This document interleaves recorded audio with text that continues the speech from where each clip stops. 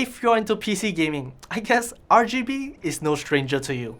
What we are taking a look at today, this laptop is gonna give you plenty of it.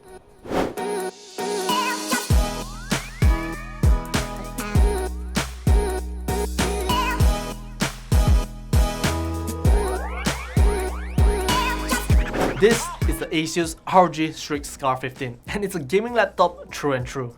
It features an Intel Core i7-10875H, NVIDIA GeForce RTX 2070 Super, 16GB of RAM and a 1TB NVMe SSD.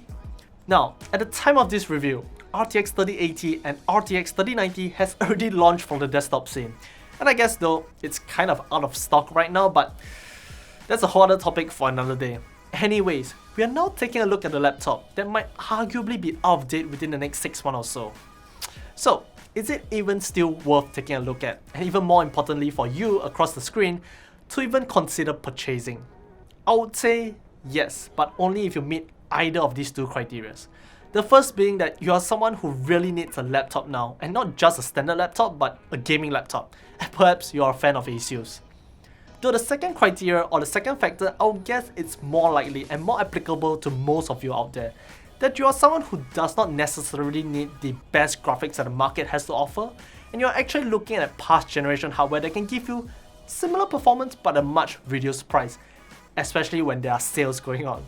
So, if you are someone who meets any of these two criteria, then I guess, well, let's get into the review. If you are familiar with the Strix design, this generation of the Scar 15 isn't too different. It still has that split design on both the lid and the keyboard deck, and though it's mostly made out of hard plastics, the laptop does feel really robust. And like I mentioned at the start, it does feature RGB, with the most prominent being this RGB strip that runs along the circumference of the chassis. And honestly, I quite like it. It gives a slight character to the design and it isn't kind of screaming right at you when you're using the laptop. It does make the laptop stand out from the rest of your stuff in the dark, but at the same time, it's still quite subtle. Now of course, it's all connected via Aura Sync, and if you aren't a fan, well, you can just turn it off. Now you do get a 15.6-inch IPS display that sports a full HD resolution, covers the 100% sRGB and runs at a blazing fast 300Hz with a 3ms response time. For gaming, this display is downright great. 300Hz is amazing for gaming, and that short response time of just 3ms really makes things feel just that much snappier. Of course, it's perfectly fine for general browsing, YouTube, or even some creative work, as long as you're not too concerned about color accuracy. But I'll still stand by my words that 300Hz isn't really necessary. Especially with the current market of 300Hz panels, this suffers from the exact same drawbacks, in that the max brightness only gets up to about 320 nits. Now, despite the huge chin, just like all the other ROG laptops of this generation, there isn't a webcam, though you do actually still get microphones. Moving down, we have the RGB keyboard, and in general, it does feel great for gaming. All the important keys are of the right size and at the right places, and you do even get a few dedicated keys for volume, mute mic, performance profiles, and a quick launcher for Armoury Crate. Personally, I'm not a huge fan of the font used, but to each their own. One thing of note though is the material that was used on the keyboard deck. It's really smooth and reminds me of the same kind of texture used on the old Alienwares, kind of like a smooth rubber feel. Now it feels really great and pretty comfortable to use, but only time will tell if it will last. The trackpad is not too bad. It's of a decent size, tracks well, and has separate left and right clicks. It does also support a touch numpad should you want to use one, and all in all, it's an okay trackpad. Now, one cool feature that you do get with the Scar 15 is this small little key that ROG calls the Keystone 2. 2 because it's the second generation of it.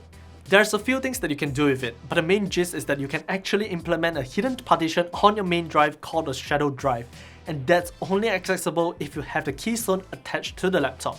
So if say you are at the office or perhaps at your friend's place and you don't want your colleagues or friends to accidentally scour through all your private information or folders that you have in your laptop, as long as those folders are in the Shadow Drive, just take the Keystone with you and you're good to go. Asus even includes a strap for you to attach the Keystone so that you wouldn't lose it easily, so that's a nice touch. As for ports, you do get 3 standard USB 3.2 on the left along with a headphone mic combo jack, while the rest is over at the back, in which you do get your power input, a Type-C port, HDMI 2.0 and an RJ45. So now we talk about performance, and I guess you can kind of expect what you can get out of this laptop.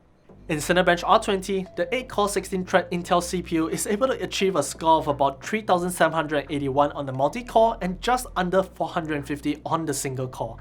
These numbers are pretty much on point with most other laptops featuring the same chip. In DaVinci Resolve, it managed to render our standard 1080p edit under 8 minutes, while the 4K edit took about 22 minutes. All in all, it's pretty great, and that's thanks in part to both the Intel Core i7-10875H and the NVIDIA RTX 2070 Super, as Resolve does actually quite like a beefy GPU. As for gaming, we ran through our standard test suite, and you can basically expect really good frame rates for games like CSGO, making full use of the 300Hz display, and still get really enjoyable frame rates for games like Apex that are much more demanding, and even Shadow of the Tomb Raider with ray tracing on. In short, it's basically what you can expect out from an RTX 2070 Super, and it's gonna give you a really enjoyable experience. As for thermals, you needn't worry too much either, with both the CPU and GPU hovering around the mid-80s under sustained load for both creative work and gaming. And I would say that the CPU temperatures are also pretty well controlled thanks to the liquid metal cooling which Asus has implemented in the Scar 15. Now of course, battery life isn't going to be its strong suit, with it lasting about 4.5 hours on actual real-world usage. It's not that bad, but it's definitely nothing fantastic. But back to the topic of why I even took a look at this laptop. And honestly speaking, it's not even that interesting per se. It's just like any RTX 2070 Super laptops out there. And more so than that, it's actually not even that affordable, coming in at above 3,000 Singapore dollars. So unless you are someone who really needs a gaming laptop right now, and you are a fan of Asus, then I guess you can kind of consider this. And out of those two criteria that I mentioned earlier, you are the former. But if you are the latter, then this gets a little bit more interesting, because like I mentioned, RTX 3000 series has already launched for the desktop, and it's eventually going to trickle down to the laptop scene. And with us slowly walking towards the end of the year usually means quite a lot of sales going on, especially electronic sales.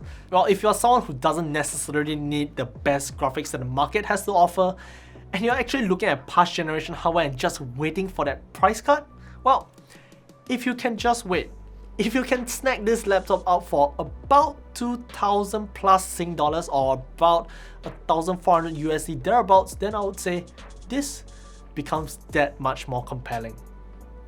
In any case, those are my thoughts. If you have any questions, do drop us a comment down below. If you would like to support us, do check out the affiliate links in the description as well. If you do, thanks for your support. Don't forget to subscribe to us, follow us on Facebook and Instagram. Till the next one. See ya!